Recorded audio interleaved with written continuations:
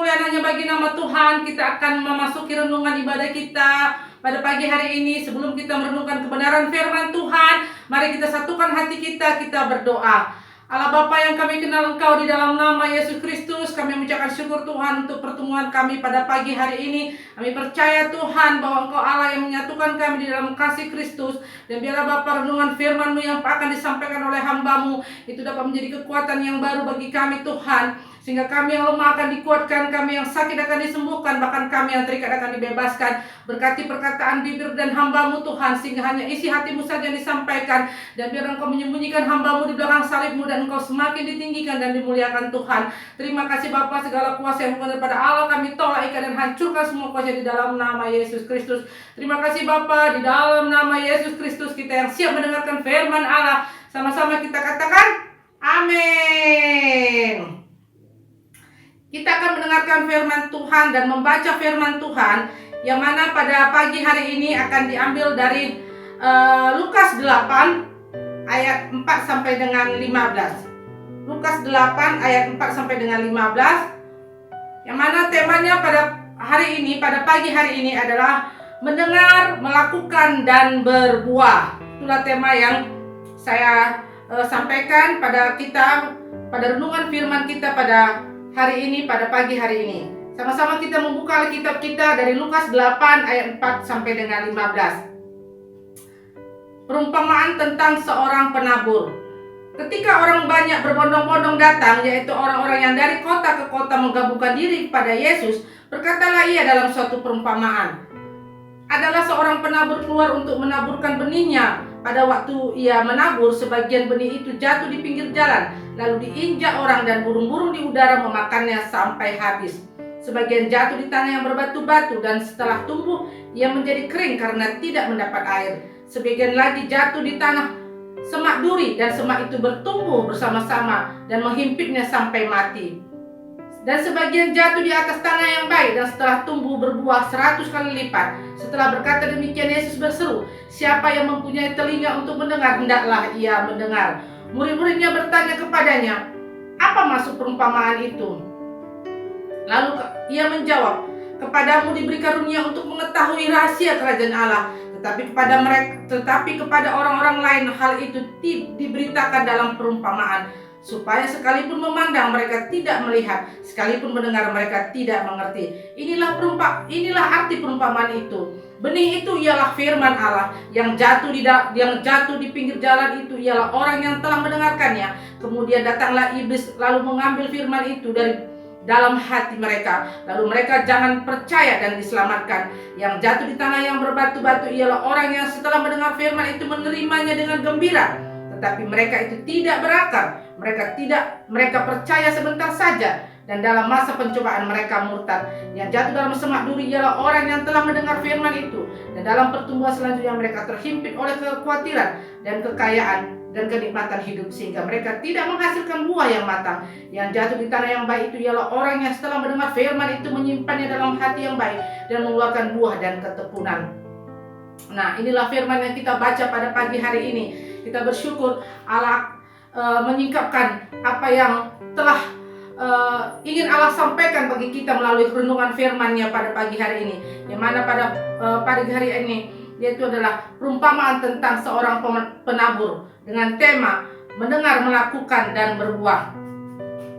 Nah, firman yang dikatakan Allah disampaikan melalui firman yang dikatakan Yesus ini adalah firman yang mana kita diajarkan untuk mengerti tentang firman Allah. Kitab Lukas adalah kitab yang menuliskan tentang perkataan Yesus, ya. Tadi itu yang berkata itu adalah Yesus sendiri tentang seorang penabur. Penabur menurut Kamus Bahasa Indonesia ialah menebarkan, menghamburkan, ataupun bisa membagi-bagikan. Nah, itulah arti daripada penabur, ya. Kalau kita membaca perkataan Yesus dalam kitab Lukas ini, bagaimana orang datang berbondong-bondong. Nah, itu di ayat yang keempat, ya, untuk mendengarkan pengajarannya dan juga mengajarkan tentang arti seorang penabur. Siapakah di sini yang dimaksud Yesus? Adalah istilah untuk mengatakan bahwa seorang penabur itu adalah hamba Tuhan. Nah, seorang penabur itu adalah hamba Tuhan yang yang menyampaikan firman-Nya. Makanya dikatakan tadi bahwa firman itu adalah bahwa benih itu adalah firman Allah. Jadi seorang penabur adalah hamba Tuhan ya, para hamba Tuhan, pendeta maupun penatua ya, ataupun pengerja-pengerja yang ada di gereja yang menyampaikan apa firman Allah ya. Benih itu yaitu adalah firman Allah itu sendiri, dan memperkatakan firman itu kepada orang-orang yang ada di gereja maupun orang-orang yang percaya kepada Tuhan maupun yang tidak percaya. Nah, itulah tugas maupun pekerjaan dari hamba-hamba Tuhan. Firman yang diperkatakan itu disampaikan juga melalui apa? Melalui tulisan nabi-nabi dan juga para rasul yang ada di dalam Alkitab. Nah, makanya kita sering harus membaca Alkitab. Nah, kalau kita membaca ayat 4 sampai dengan kalau kita membaca ayat 5 sampai dengan 8 ya, itu berisikan tentang apa? Tentang perumpamaan yang disampaikan oleh Yesus tentang seorang penabur. Nah, tadi sudah saya katakan bahwa seorang penabur adalah orang yang menyampaikan firman Tuhan, yang menyampaikan kabar baik. Karena tadi dikatakan bahwa benih itu adalah firman Allah. Ketika dikatakan di sana di ayat keempat ya, kita baca ya, ketika orang banyak berbondong-bondong datang, yaitu orang yang dari kota ke kota mengabungkan diri pada Yesus. Berkatalah ia dalam suatu perumpamaan, adalah seorang penabur keluar untuk menaburkan benihnya. Pada waktu ia menabur, sebagian benih itu jatuh di pinggir jalan lalu diinjak orang, dan burung-burung di udara memakannya sampai habis. Sebagian jatuh di tanah yang berbatu-batu, dan setelah tumbuh ia menjadi kering karena tidak mendapat air. Sebagian lagi jatuh di tengah semak duri, dan semak itu tumbuh bersama-sama dan menghimpitnya sampai mati. Dan sebagian jatuh di tanah yang baik, dan setelah tumbuh berbuah 100 kali lipat. Setelah berkata demikian, Yesus berseru, siapa mempunyai telinga untuk mendengar, hendaklah ia mendengar. Nah, disinilah Tuhan berbicara tentang perumpamaan itu ya, tentang perumpamaan seorang penabur. Nah, kalau kita baca di ayat yang ke-9 sampai dengan ayat yang ke-10, Yesus berbicara kepada murid-muridnya maksud dan arti dari perumpamaan itu, yaitu apa dikatakan. Inilah arti dari perumpamaan itu. Nah, kita baca mulai dari ayat ke-11 ya. Inilah arti perumpamaan itu. Benih itu ialah firman Allah. Tadi sudah saya katakan bahwa benih itu adalah firman Allah, dan penabur itu adalah hamba Tuhan ya. Benih itu adalah firman Allah yang jatuh di pinggir jalan. Itu ialah orang yang telah mendengarnya, kemudian datanglah iblis lalu mengambil firman itu dari dalam hati mereka, supaya mereka jangan percaya dan diselamatkan. Yang jatuh di tanah yang berbatu-batu itu ialah orang yang setelah mendengarkan firman itu menerimanya dengan gembira, tapi mereka itu tidak berakar. Mereka percaya sebentar saja, dan dalam masa pencobaan mereka murtad. Yang jatuh dalam semak duri ialah orang yang telah mendengarkan firman itu, dan dalam pertumbuhan selanjutnya mereka terhimpit oleh kekhawatiran dan kekayaan dan kenikmatan hidup, sehingga mereka tidak menghasilkan buah yang matang. Yang jatuh di tanah yang baik itu ialah orang yang setelah mendengarkan firman itu menyimpannya dalam hati yang baik dan mengeluarkan buah dalam ketekunan. Nah, inilah arti dari perumpamaan ya, apa yang dimaksudkan Yesus daripada perumpamaan yang disampaikannya. Apa yang dimaksudkan Yesus dari apa yang ingin dia sampaikan, bahwa arti perumpamaan seorang penabur. Yesus berbicara tentang seorang penabur yang sedang menabur benih. Nah, ini adalah gambaran ya, di daerah-daerah pertanian. Nah, kalau saya pernah mendengarkan cerita hamba Tuhan ya, bahwa di Israel juga itu ada suatu daerah yang merupakan daerah pertanian, sama seperti juga di Indonesia ya, mempunyai daerah-daerah pertanian ya, di mana daerah-daerah pertanian itu, kalau kita melihat bagaimana seorang petani menaburkan benih ya di ladang ataupun di daerah di daerah tempat dia menabur benih ya, seperti menaburkan benih padi atau menaburkan benih cabai atau benih sayuran ya. Biasanya seorang petani itu kalau menabur benih itu dia hanya menghamburkan saja, dihamburkan ke kiri, dihamburkan ke kanan yang ada pada dia itu. Dan biasanya di dalam perjalanan ya mau ke daerah pertanian itu, ada di pinggir-pinggir daerah pertanian itu ya, kalau kita lihat sawah ya, kan ada pematangnya itu ya, ada tanah yang bebatuan ya, tempat si petani ini untuk berjalan kaki. Nah, ketika si petani ini menaburkan benihnya, dia hanya menghaburkan saja tanah itu. Nah, hanya menghaburkan saja benih itu. Nah, benih itu bagaimana? Benih itu akan berserakan di tanah, dan ada juga yang jatuh di bebatuan, ada juga jatuh di tanah yang bebatuan, ada juga jatuh di tanah yang baik dan di tanah yang subur. Nah, itulah salah satu pekerjaan petani ketika apa? Ketika dia menaburkan benih ya, dia hanya menghaburkan saja ya benih itu ya, dia menghaburkannya hanya yang ada yang ada di sekitar dia tidak melihat apakah itu tanah bebatuan, apakah apakah itu tanah itu ada batunya. Tapi ketika petani itu menaburkan benih, dia hanya menghaburkan begitu saja. Nah, itulah daerah pertanian kalau kita lihat ya, apalagi kalau di sawah ya, maupun di ladang-ladang ya, kan ada tanah yang sangat bagus, ada tanah yang tidak bagus. Nah, disitulah petani ini menghaburkan benihnya ya. Biasanya tanah yang keras itu adalah tanah yang biasa untuk apa? Untuk petani itu ke ladang ya. Jadi kalau dihamburkan pun biasanya benih itu memang tidak akan bertumbuh di situ. Nah, itulah daerah-daerah pertanian yang kita lihat, yang bisa kita lihat bagaimana petani menaburkan benihnya. Nah, pada saat benih itu ditaburkan, kalau kita baca dari perumpamaan itu ya, pada saat benih itu ditaburkan, benih yang jatuh ke tanah yang keras itu kita tahu pasti tidak akan bisa bertumbuh ya. Tapi kalau benih yang jatuh di tanah yang baik, pasti dia akan bertumbuh. Nah, dari perumpamaan yang disampaikan Yesus ini ya, nah bisa kita lihat ya, ada berapa tipe ya. Nah, kalau di sini ya, artinya ya, tanah itu di sini dilambangkan ataupun digambarkan sebagai hati manusia. Nah, itulah perumpamaan yang disampaikan oleh Yesus, bahwa tanah di sini dilambangkan apa?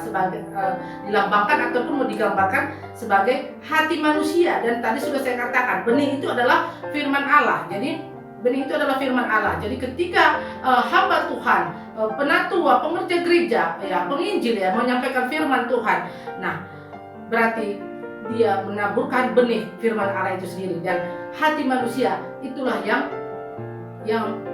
bisa merupakan tanah, yang dilambangkan merupakan tanah ataupun digambarkan seperti tanah. Itulah arti daripada perumpamaan Tuhan itu. Nah, kalau kita bisa melihat dari apa yang telah kita baca dari perumpamaan seorang penabur ini ya, kita melihat ya apa yang kita baca ini tadi. Di sini ada 4 tipe jenis tanah yang dilambangkan sebagai hati manusia ya. Ada 4 jenis tipe tanah yang dilambangkan sebagai hati manusia.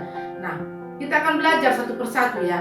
Yang pertama adalah benih yang jatuh di pinggir jalan. Jalan adalah melambangkan hati orang yang tidak mengerti firman yang dikabar. Ya, di sini kan tadi kita baca ya. Kita baca di dalam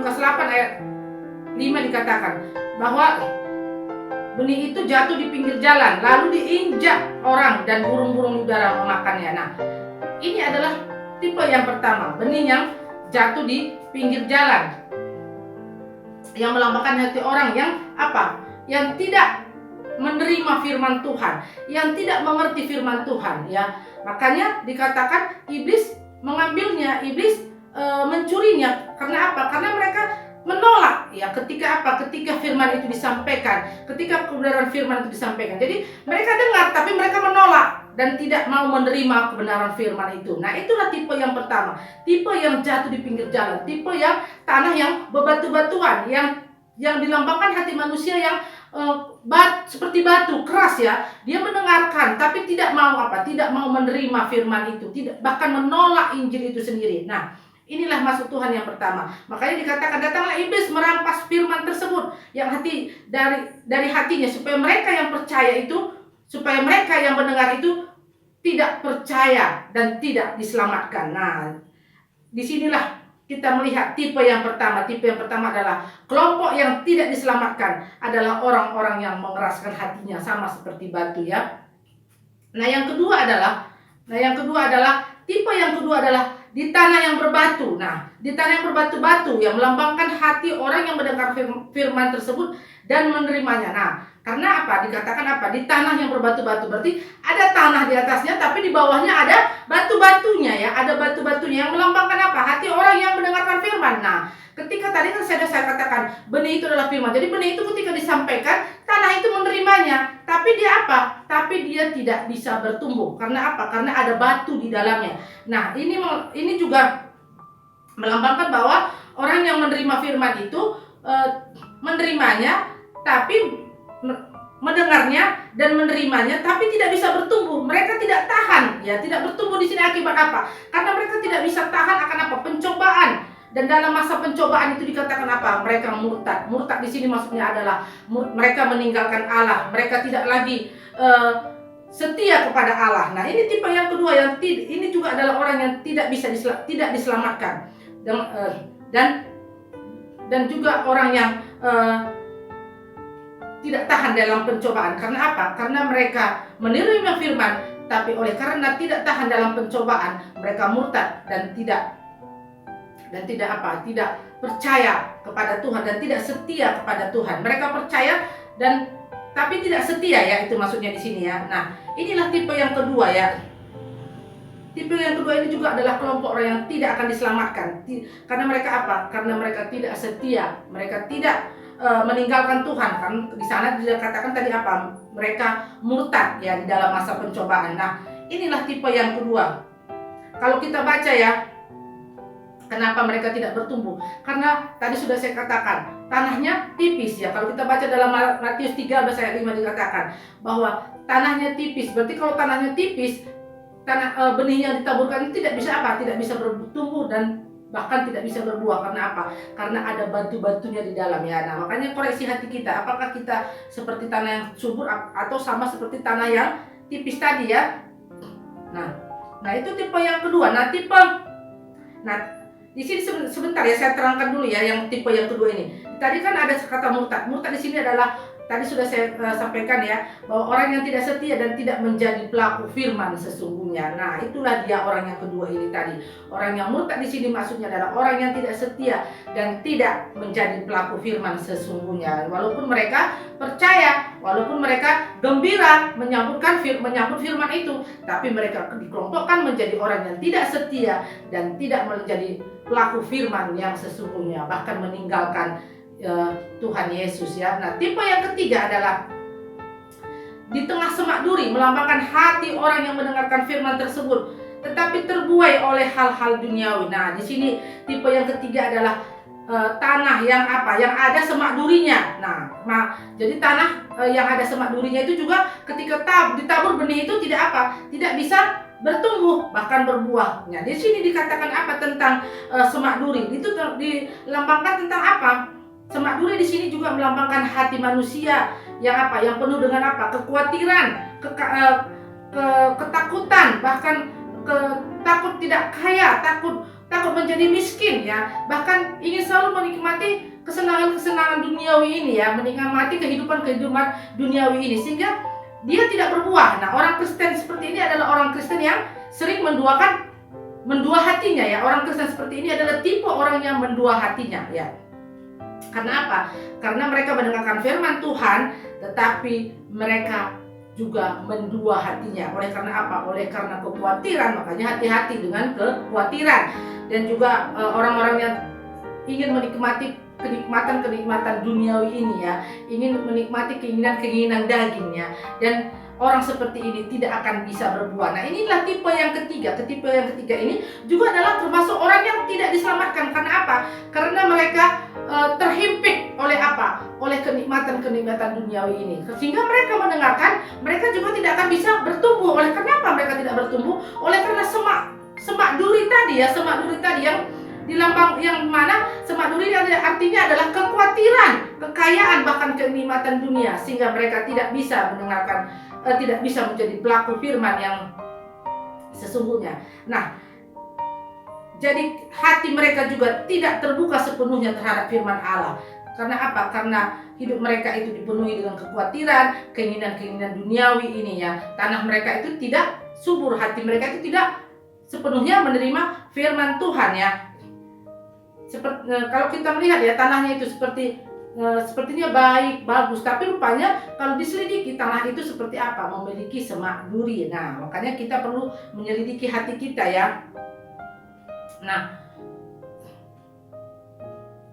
untuk itulah kita perlu belajar, ya, tentang apa itu kehidupan di dunia ini ya. Supaya apa? Supaya kita jangan terlena dengan keinginan-keinginan duniawi ini ya.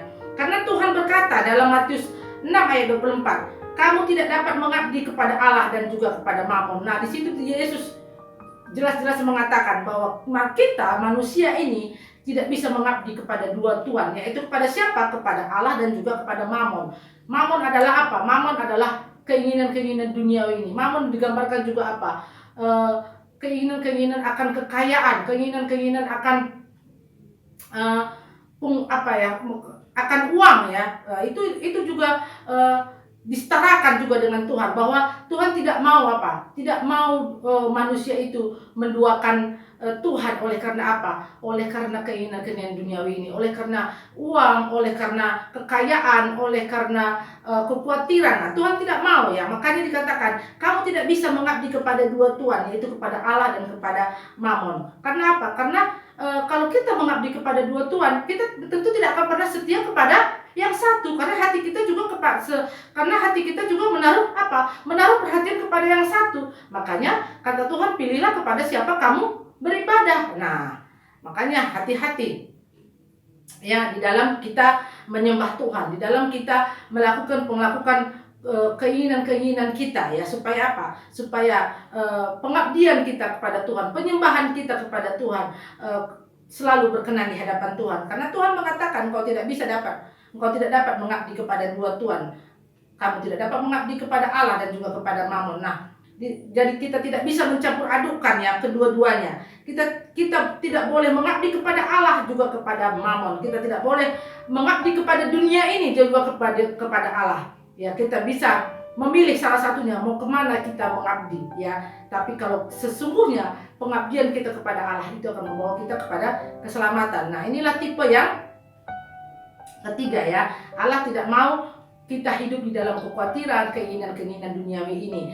Itu kitalah yang menetapkan pilihan saat ini. Kemana kita mau mengabdi ya?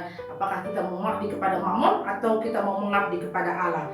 Nah, adakah hati kita yang murni terhadap Allah ya? Murni nggak hati kita ini ketika kita datang kepada Allah, ketika kita melayani Allah.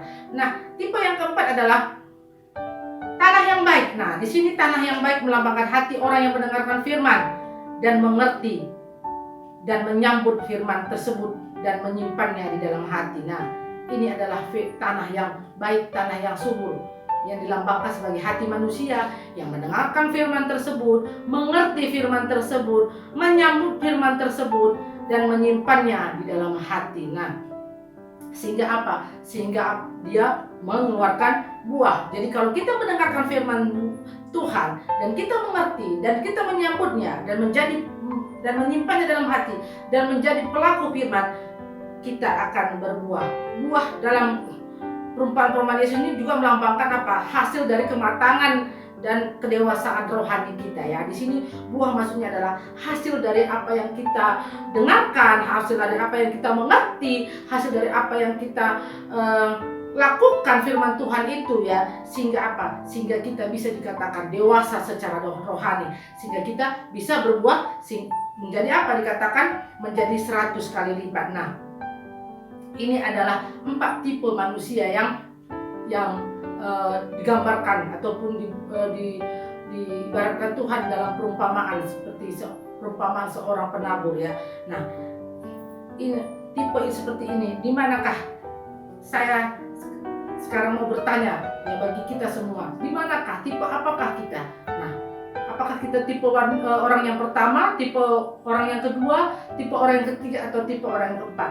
Yang dikehendaki Tuhan adalah kita tipe orang yang keempat, yaitu adalah mendengarkan firman Tuhan, menyambut firman Tuhan, menyimpannya dalam hati dan berbuah. Nah, orang yang melakukan firman Tuhan tidak akan pernah, orang yang mendengarkan firman Tuhan menjadi pelaku firman Tuhan itu tidak akan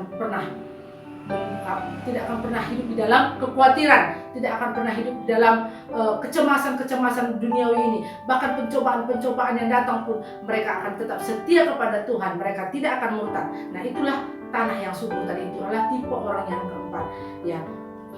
Tipe orang yang keempat adalah orang yang mau mendengarkan dan melakukan firman Tuhan. Nah, Kalau kita baca dalam Yohanes 15 ayat 5 ya, sama-sama kita katakan, kita baca ya, supaya kita tahu ya, kita bagaimana caranya ya supaya kita bisa hidup berbuah di dalam Tuhan. Nah, dikatakan di sana bahwa jika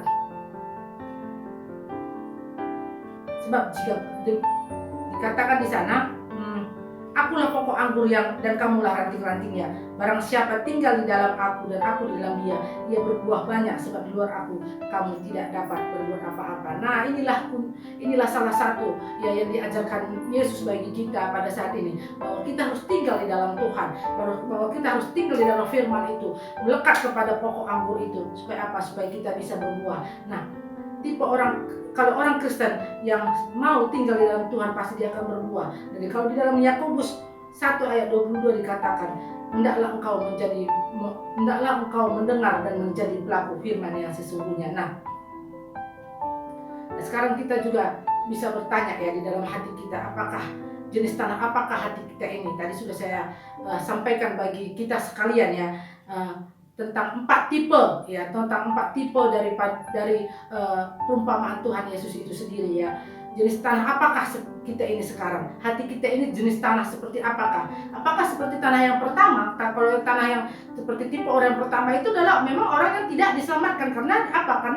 Karena dia mengeraskan hati. Tapi orang yang kedua, dia menerima, menyambut firman itu, tapi oleh karena pencobaan-pencobaan mereka murtad, berarti tidak setia, tidak menjadi pelaku firman Tuhan. Nah, tipe tanah yang keempat adalah tanah yang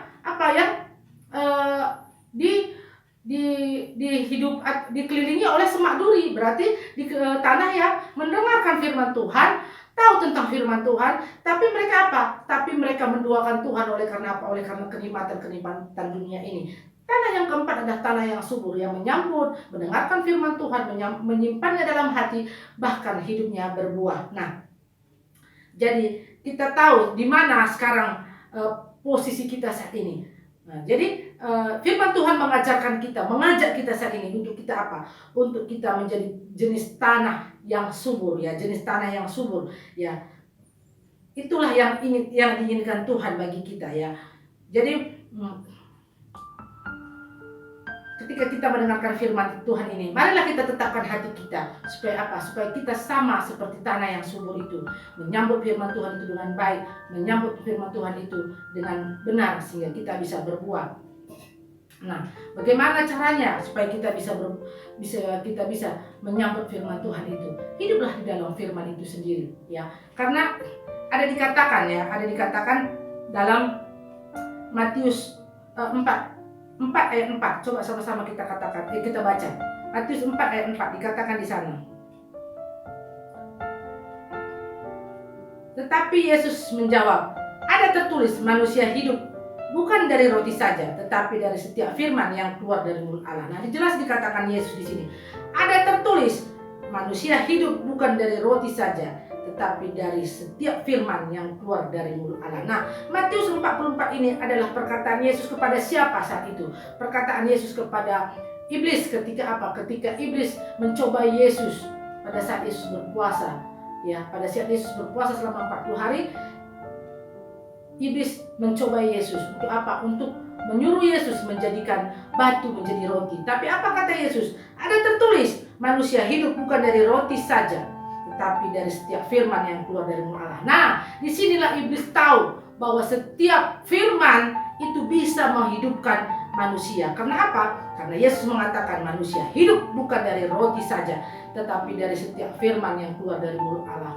Ketika iblis tahu bahwa manusia hidup dari firman Allah, disitulah iblis berencana untuk mengambil setiap benih, untuk mengambil setiap firman yang disampaikan bagi kita, untuk setiap firman yang kita dengarkan. Supaya apa? Supaya kita tidak bisa hidup di sini adalah hidup yang kekal ya.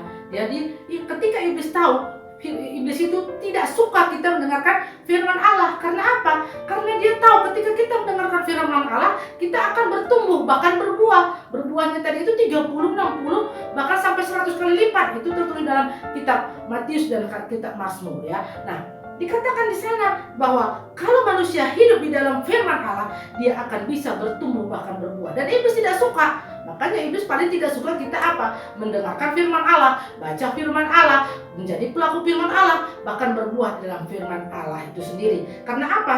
Karena iblis tahu bahwa kita akan memperoleh kehidupan dan keselamatan. Iblis tidak ingin kita selamat, iblis tidak ingin kita hidup, tapi iblis ingin kita binasa. Sama seperti dia masuk ke dalam kerajaan maut. Karena sudah sering saya katakan, iblis adalah ingin mencuri, membunuh, dan membinasakan kita. Nah, ketika iblis tahu bahwa setiap firman itu bisa menghidupi kita, bisa membuat kita bertumbuh bahkan berbuah, disitulah iblis mulai bekerja. Makanya hati-hati di dalam kita membaca firman Tuhan, di dalam kita beribadah. Ya, sungguh-sungguhlah baca firman Tuhan itu, jangan sekali, 2 kali, tapi berulang-ulang kali engkau baca. Supaya apa? Supaya firman itu bisa berkuasa di dalam hidup kita. Supaya firman itu bisa menerangi pikiran kita untuk apa? Mengenal Allah itu sendiri. Nah, iblis tidak suka ya. Kalau engkau beribadah, iblis tidak masalah. Kalau engkau memuji, menyembah Tuhan, iblis tidak masalah. Kalau engkau berdoa, iblis tidak masalah. Yang menjadi masalah bagi iblis adalah ketika engkau membaca firman Tuhan, hidup di dalam firman Tuhan, menjadi pelaku firman Tuhan, dan berbuah di dalam firman itu sendiri. Nah, itu yang menjadi masalah bagi iblis. Makanya dia selalu ingin mencuri setiap firman. Makanya hati-hati di dalam kita beribadah. Jangan bermain-main. Ya, saya paling tidak suka melihat orang ketika dalam beribadah itu membaca yang lain selain daripada Alkitab. Bahkan membuka HP ya, ataupun pikirannya melayang-layang ya. Itu adalah hal-hal yang diinginkan oleh iblis. Supaya apa? Supaya kita tidak fokus pada saat apa? Pada saat benih itu ditaburkan, pada saat hamba Tuhan itu berbicara tentang kebenaran firman Tuhan, pada saat penginjil itu menyampaikan tentang kabar keselamatan. Nah, iblis itu memutarkan semua pandangan kita ya, mengalihkan semua pandangan kita kepada hal-hal yang lain. Supaya apa? Supaya kita tidak fokus mendengarkan firman Tuhan. Makanya saya sangat senang sekali ketika beribadah itu ada orang yang mau duduk paling depan, tidak duduk di belakang. Supaya apa? Kenapa saya paling senang? Karena orang yang paling di depan itu umumnya apa? Lebih dengar firman Tuhan, lebih fokus kepada firman Tuhan. Makanya saya mengajak kita semua ya, supaya apa? Supaya kita ketika kita beribadah, ambillah dulu tempat duduk yang paling terdepan, supaya kita fokus, pikiran kita tidak melayang, tidak bisa dialihkan oleh si iblis. Supaya firman yang disampaikan oleh hamba Tuhan tadi ya, seorang penabur itu dikatakan adalah hamba Tuhan, yang benih itu adalah firman Allah. Hamba Tuhan menyampaikan firman Allah itu, firman itu tidak jatuh ke tanah yang bebatuan, tidak jatuh ke tanah yang ada semak durinya, supaya iblis tidak bisa mencurinya ya. Sehingga apa? Sehingga kita tidak hidup di dalam firman itu, tapi di dalam firman itu. Nah, disinilah sejak Yesus mengatakan bahwa manusia itu bahwa manusia hidup bukan dari roti saja, tapi dari setiap firman yang keluar dari mulut Allah. Untuk itulah iblis mulai bekerja.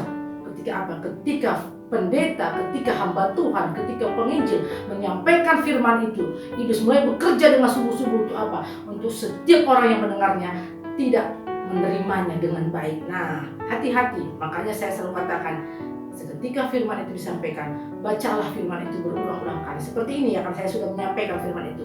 Nanti kamu nanti mungkin di rumah ataupun di tempat kamu ya, atau di dalam saat teduh, baca kembali apa maksud firman Tuhan. Saya juga kalau merenungkan firman Tuhan, bahkan untuk membagikan firman Tuhan, share tentang firman Tuhan, saya membaca firman Tuhan itu bukan 1 kali, 2 kali, 3 kali. Nah, kalau dalam sekolah teologi saya dikatakan, ketika kita mau menyampaikan firman Tuhan, bacalah firman itu sebanyak berapa kali? Dikatakan sebanyak 50 kali. Supaya apa? Supaya kita mengerti maksud dan tujuan Tuhan menyampaikan firman itu di dalam kehidupan kita. Apa maksud dan tujuan firman Tuhan? Apa isi hati Tuhan di dalam firman itu? Nah, makanya membaca firman itu tidak bisa 1 kali, 2 kali, tapi sampai 50 kali. Supaya apa? Supaya kita mengerti apa itu firman yang disampaikan bagi kita, seperti yang disampaikan pada saat ini. Karena apa? Kalau dalam Roma 1 ayat 16 dikatakan bahwa firman itu, Injil itu adalah kekuatan Allah. Nah, Injil itu adalah kekuatan Allah. Makanya iblis tidak bisa apa? Tidak bisa hidup bahkan tidak bisa mempengaruhi orang yang hidup di dalam firman Allah. Karena apa? Karena ada kekuatan Allah di situ. Ya kan? Nah, itu Roma, di dalam kitab Roma dikatakan, Roma 1 ayat 16 dikatakan, Injil ada kekuatan Allah. Jadi iblis tidak bisa mencuri firman Allah yang ada dalam kehidupan kita. Karena apa? Karena firman itu sudah bertumbuh, sudah berbuah dan bertambah banyak, menjadi apa? Menjadi 30, 60, bahkan 100 kali lipat. Itu dikatakan dalam kitab Matius maupun di kitab Markus. Makanya bagaimana kita bisa bertumbuh di dalam firman itu menjadi 30, 60, bahkan 100 kali lipat.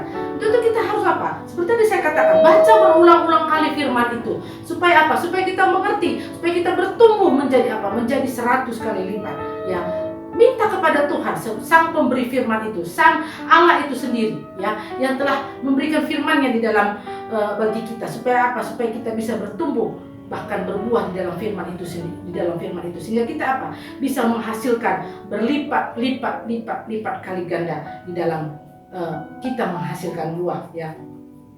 Nah, seperti tadi sudah saya katakan, bagaimana kunci untuk sekarang, ya, kita akan belajar bagaimana kunci untuk berbuah. Tadi sudah saya katakan di dalam Matius 15 ayat 5 bahwa di luar Yesus kita tidak dapat berbuat apa-apa. Makanya itu kita tinggal di dalam apa? Di dalam pokok anggur. Siapakah pokok anggur itu? Yaitu Yesus Kristus itu sendiri. Kita akan berbuah bersama Tuhan. Nah, ketika kita mau berbuah, kita harus apa? Kita harus tahan di dalam apa? Di dalam setiap pencobaan, penderitaan, penganiayaan, dan penindasan. Sama seperti firman yang sudah saya sampaikan minggu yang lalu, ya, khotbah saya sebelumnya, ya, bahwa ketika kita tahan di dalam penindasan, bahwa tertindas itu baik bagi kita, kata Mazmur Daud, bahwa tertindas itu baik supaya kita apa? Supaya kita belajar mengenai ketetapan Tuhan. Itulah yang sudah saya sampaikan dalam khotbah saya minggu yang lalu. Nah, inilah salah satu kuncinya kita bisa berbuah, ya.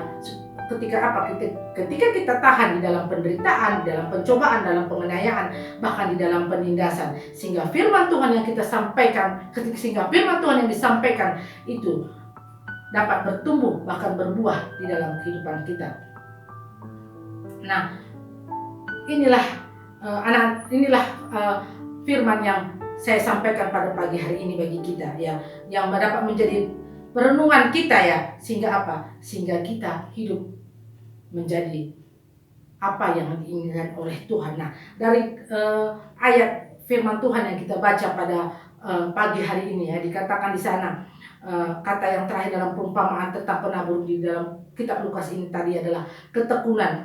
Ketekunan di sini adalah mengandung arti daripada ketahanan, ya, daya tahan. Tadi sudah saya katakan, ketika kita tahan diuji, tahan dalam menderita, tahan dalam pencobaan, tahan dalam penindasan, berarti kita adalah orang yang tekun, orang yang setia, orang yang mau hidup bertumbuh bahkan berbuah bagi Kristus. Nah, untuk itu marilah kita untuk hidup sama seperti yang difirmankan Tuhan bagi orang yang tipe yang keempat ini tadi, ya. Supaya apa? Supaya kita tetap menjadi orang-orang yang pelaku firman Tuhan, menjadi orang-orang yang setia kepada Tuhan. Nah, karena apa? Karena dalam Kisah Para Rasul 14 ayat 22 dikatakan, orang yang tidak setia, orang yang tidak tahan penderitaan, orang yang tidak tahan dalam penindasan, orang yang tidak tahan dalam penganiayaan, ya, oleh karena apa? Oleh karena keinginan dagingnya, ya. Nah, itu tidak apa? Dikatakan di dalam Kisah Para Rasul 14 ayat 22, itu tidak layak masuk ke dalam kerajaan Allah. Bahwa orang yang masuk ke dalam kerajaan Allah adalah orang yang banyak mengalami kesengsaraan. Nah, itu tercatat di dalam kitab Kisah Para Rasul 14 ayat 22. Nanti bisa kamu baca, nanti bisa dibaca itu, ya, bahwa untuk masuk ke dalam kerajaan Allah kita harus mengalami banyak sengsara. Berarti hidup di dalam dunia ini kita harus apa? Hidup dalam berbagai banyak kesengsaraan, penindasan, pencobaan, ya, penganiayaan. Tapi itu untuk apa? Untuk memurnikan kita supaya kita bisa layak masuk ke dalam kerajaan Allah. Jadi jika kita rindu untuk hidup berbuah, ya, maka kita akan menjadi bagian. Jika kita rindu untuk berbuah, ya, maka kita harus hidup dalam firman itu sendiri. Supaya apa? Supaya kita bisa menghasilkan buah sampai 30, 60, bahkan sampai 100 kali lipat. Ya, belajarlah terus di dalam firman Tuhan supaya apa? Supaya hidup kita sama seperti tema yang tadi sudah saya katakan. Hidup menjadi mendengarkan firman Allah, menjadi pelaku firman Allah, dan hidup berbuah. Itulah tema yang pagi ini yang saya sampaikan bagi kita. Semoga ini dapat memberkati kita. Amin. Kita berdoa. Allah Bapa yang kami kenal Engkau di dalam nama anak-Mu Yesus Kristus, segala puji syukur kemuliaan hanya bagi nama-Mu Bapa di tempat-Mu yang maha tinggi. Kami tidak henti-hentinya mengucapkan syukur Tuhan untuk semua firman yang telah Bapa berikan bagi kami, terus untuk pagi ini di mana Bapa Engkau meningkapkan bagi kami Tuhan apa yang menjadi isi hati-Mu Tuhan, untuk kami dapat hidup bertumbuh sama seperti tanah subur, sehingga kami dapat menerima setiap firman-Mu, sehingga kami dapat menjadi pelaku firman-Mu, bahkan berbuah di dalam kehidupan kami. Berkati Tuhan orang-orang yang mendengarkan firman-Mu saat ini, sehingga mereka yang telah mendengarkan, mereka yang sakit akan disembuhkan, mereka yang lemah akan dikuatkan, bahkan mereka yang terikat akan dibebaskan. Kami percaya Tuhan bahwa firman-Mu tidak akan kembali dengan sia-sia, bahkan firman-Mu ini akan bertumbuh bahkan berbuah seturut dengan kehendak Bapa saja. Terima kasih Bapa, berkati Bapa terus sebagai anak-anak yang ada di LP Anak saat ini. Kau berkati mereka, memberkati keluarga mereka, dan juga bagi orang-orang yang bekerja, bahkan dari kalapas sampai dengan pegawai Tuhan Kau berkati, sehingga mereka juga dalam pekerjaannya Bapa yang memberkati, bahkan Bapa yang memberikan yang terbaik, sehingga mereka juga memberikan pelayanan yang terbaik, bahkan buah yang terbaik Tuhan bagi pelayanan mereka Bapa. Terima kasih Bapa, hamba-Mu telah selesai berbicara, tapi kami percaya Tuhan bahwa Engkau tidak akan pernah meninggalkan kami. Engkau akan selalu berkata-kata melalui Roh Kudus dalam kehidupan kami. Terima kasih Bapa, inilah doa dan permohonan kami. Kami siap melakukan firman-Mu. Anak-anakku dengan kekasih-kekasih Tuhan, marilah kita mengangkatkan tangan kita, kita menadahkan hati dan pikiran kita ke surga. Kita meminta berkat dan pertolongan daripada Allah Bapa yang memberkati kita, dan di dalam nama anak Yesus Kristus itulah yang akan menyelamatkan kita, dan penyertaan di dalam Roh Kudus itulah yang akan menyertai kita mulai hari ini, esok, bahkan sampai Maranatha, sampai Yesus datang kedua kalinya. Kita yang telah mendengarkan firman Allah dan siap menjadi pelaku firman Allah dan akan berbuah di dalam firman itu sendiri, sama-sama kita katakan amin. Shalom. Tuhan memberkati.